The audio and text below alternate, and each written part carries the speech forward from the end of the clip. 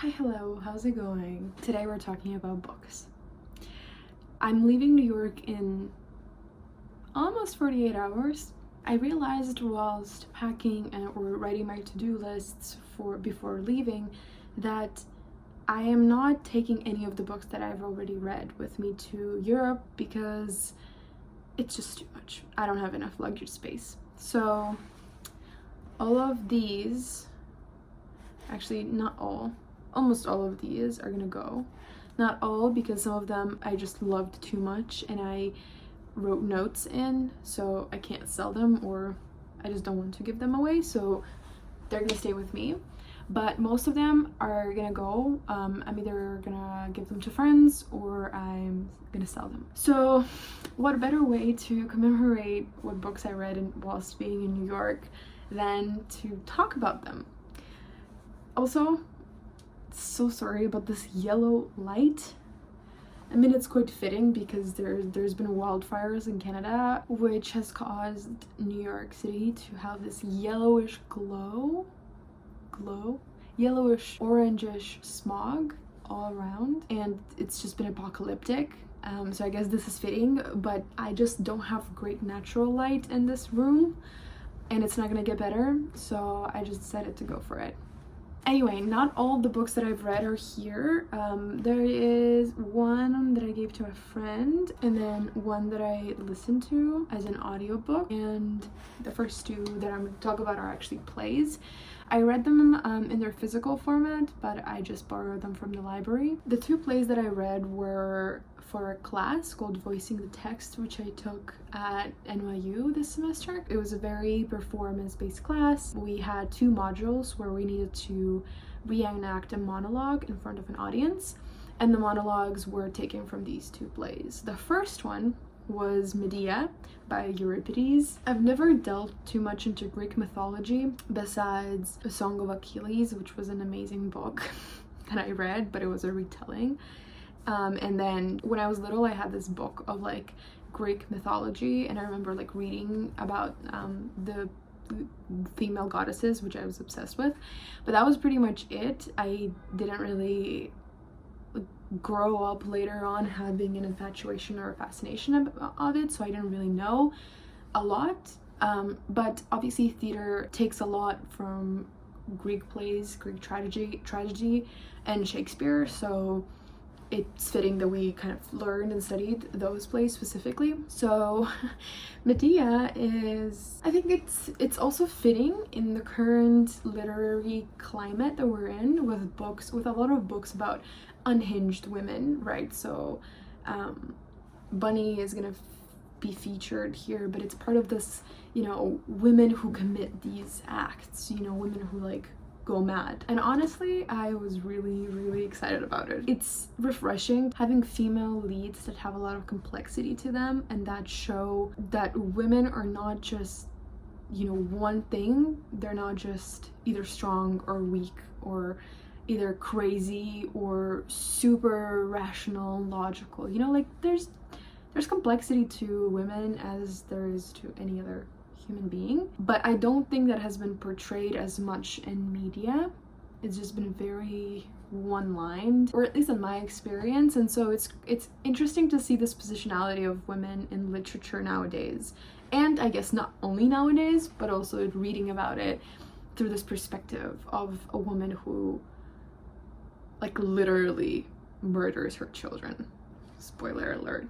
But I think a lot of people know that about Medea. But yeah, there is a quote in the play that says, "She is deadly, let me tell you, and none who spark her rage will walk away." I remember writing it down and being like, this woman is going places. And that was like in the beginning of the play, so I still didn't know what was gonna happen. The second play that I read was Julius Caesar by Shakespeare.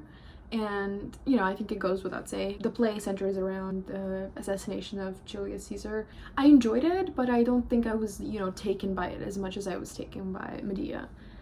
Next, I read Clara and the Sun by Kazuo Ishiguro. This was an interesting read because the main character is like an AI.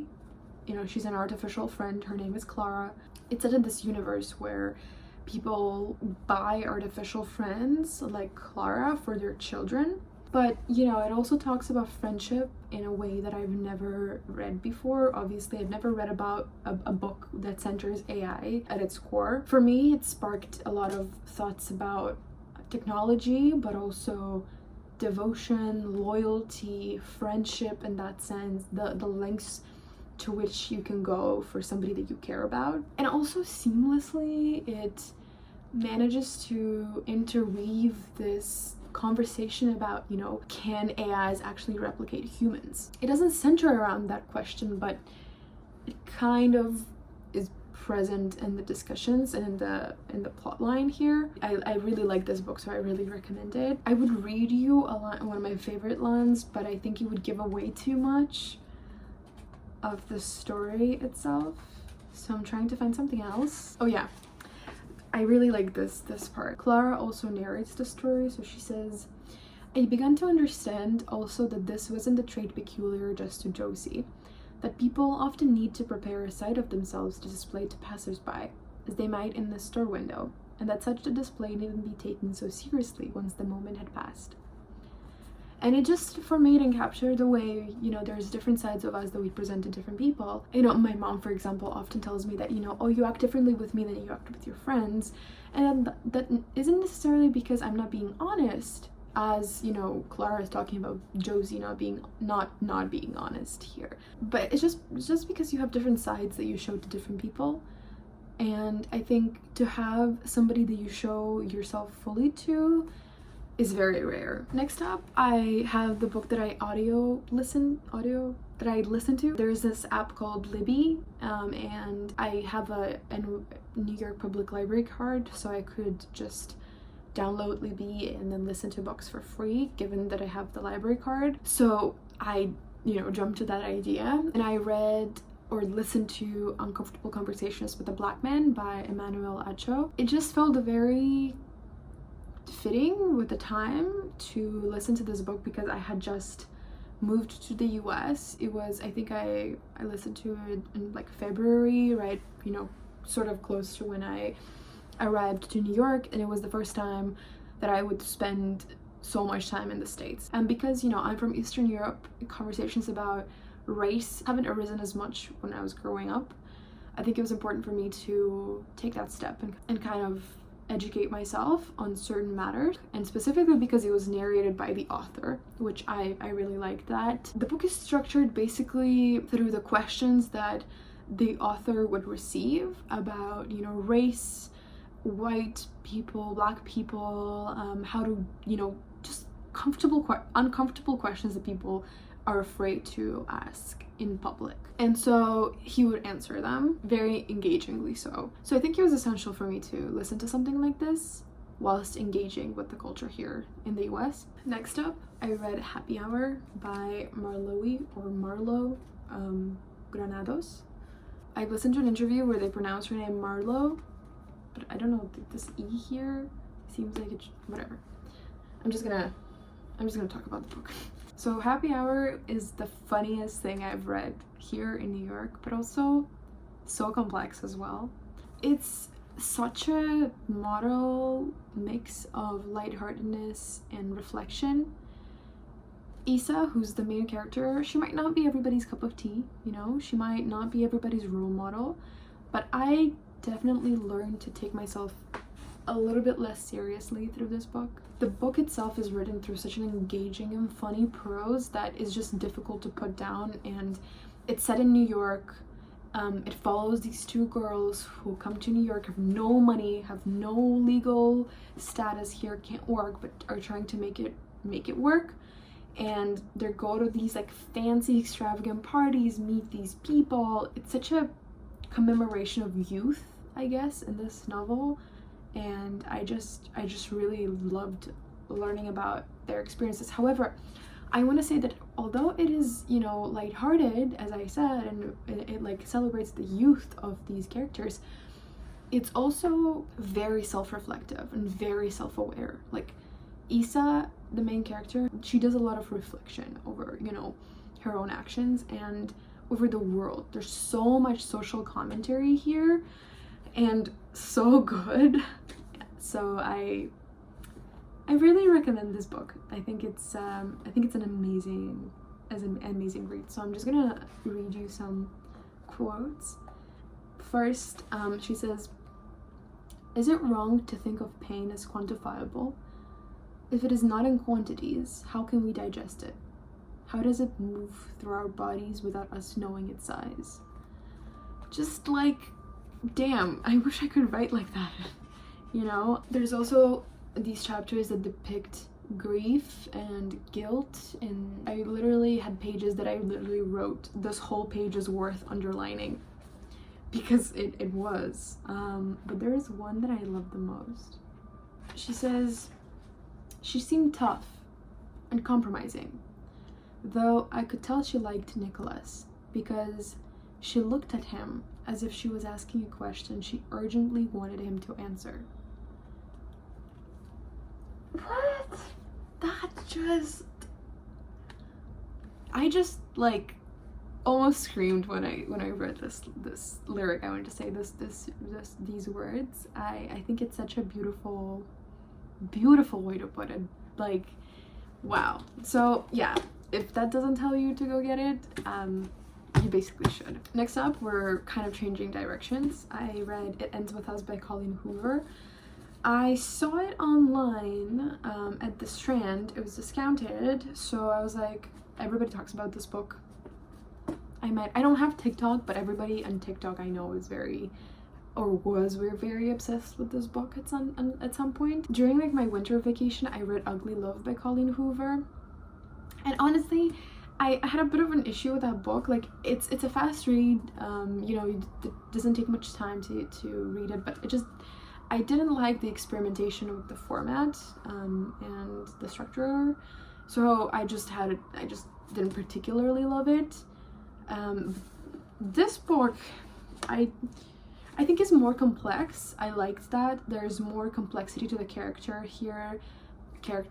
You know, I read this book in like 2 days. It was like, I honestly was really interested to see what happens and to go through the journey of the character. But, you know, it's like a guilty pleasure book, I would say. It's not something that I would necessarily be like, oh my god, this is the best thing I've read this year, you know?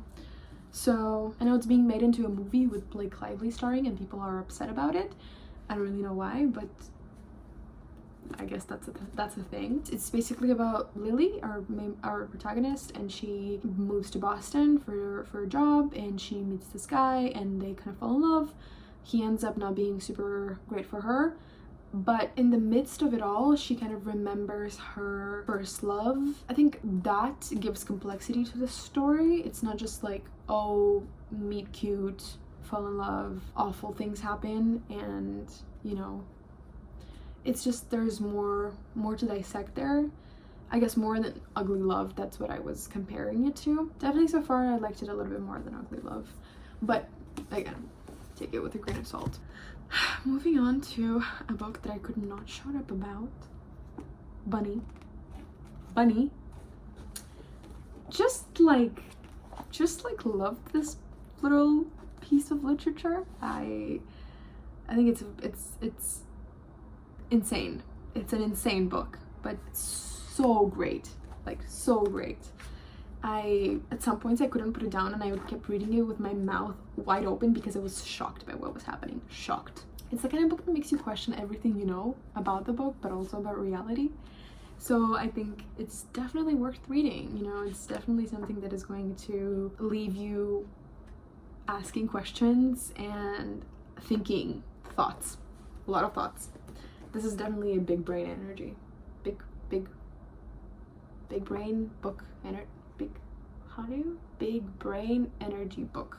Next up, I actually read Daisy Jones and the Six by Taylor Jenkins Reid, and that's the book that I currently loaned to someone, so I don't have the physical copy with me. But this is also one of those books that I have never encountered before in that format. I never thought that reading a book could engulf me as much. I was really interested in the characters. I was really interested in the way the book was written.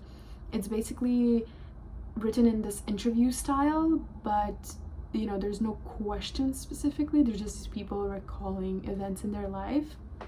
in their lives. Daisy Jones and the Six is this book about a band, the Six, and then Daisy Jones, who joins kind of the band, and it's set in the 1970s in LA, and it's basically their story of like how they became important in the music industry. It centers around, you know, addiction and family as well, and relationships. One of the most fascinating things for me was how different people had different accounts of the same event, which just, I don't know, it just shows how different people are, but also highlights the humanity in us so beautifully. And there is this, you know, story at the forefront that is filled with so much intimacy, although there is nothing physical ever, but there is just an insane description of intimacy between two people who don't have to speak to understand one another, if you know what I mean, or don't need to do anything to show that they care, or that they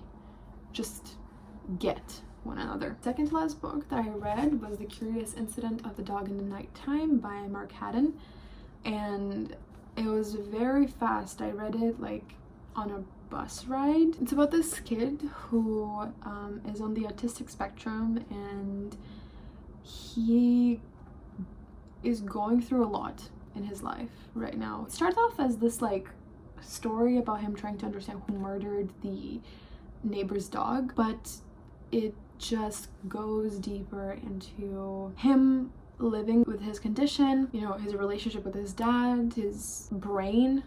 Like the way his brain works is just incredible. He's so intelligent. It's made me think about the way our mind works and the way different minds work differently, and it's just it's such a small story, and you know, small scale story about this little boy and his family and a dog that gets killed, but it has so many layers and it reads super fast, and it's written in a specific style, I guess, to fit the main character Christopher's mind and the way it works.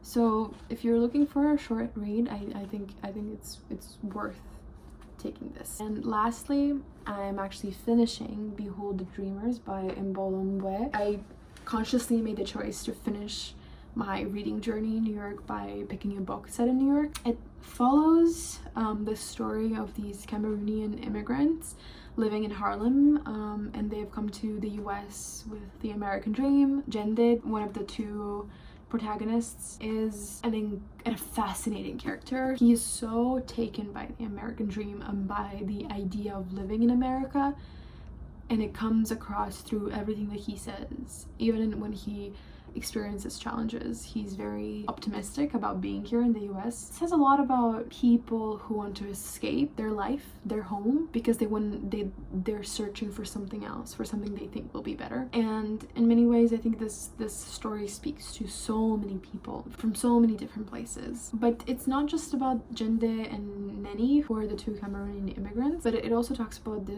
this couple, the rich people that they work for. And Clark, the husband, he works for this finance corporation. The company that he works for collapses at some point. You know, that collapse affects not just Clark and his wife Cindy and their children, but also affects, you know, of course, Jen and Neni, who have to figure out how they're gonna stay in the US, how they're gonna sustain themselves financially. I'm not done with the book, but it's interesting for now to see how one event affects people of different backgrounds so differently, and yet it speaks so much to the strength of the characters of Jendi and Nini, who besides their worries have to also worry about the lives of their employers. It's an interesting study of that kind of inequality and system of, you know, immigrant versus rich New Yorker. And that concludes the round of what I read in New York. I hope you enjoyed it, and if you did, then feel free to support this channel by hitting the like button and subscribing for more. But I'll see you when I see you. Bye.